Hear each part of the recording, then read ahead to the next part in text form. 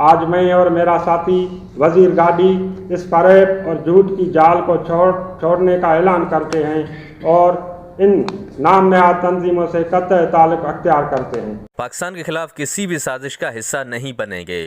आज से हमारा किसी भी कौम परस्त जमात से ताल्लुक नहीं। लाड़काना में जसमम के वाइस चेयरमैन अब्दुल सत्तार हिकड़ो और वजीर गाढ़ी ने जसमम से लाताल्लुकी का ऐलान करते हुए कहा कि हुकूक का नारा लगाकर मुल्क दुश्मन कार्रवाइयां कराई जाती रहीं। पाकिस्तान के खिलाफ प्रोपेगेंडा करके नौजवानों के जहनों को खराब किया गया।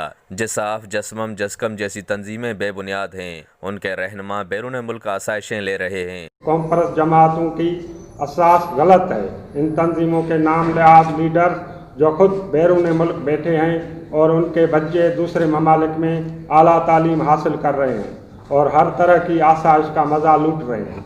उन्होंने लाड़काना प्रेस क्लब में प्रेस कॉन्फ्रेंस करते हुए कहा कि जाती मफाद की खातिर नौजवानों की जिंदगियां तबाह की जा रही हैं। सीपैक जैसे मंसूबे को भी मुतनाज़ा बना दिया गया, जबकि सीपैक मंसूबा हमारी नस्लों की तरक्की का जामिन है।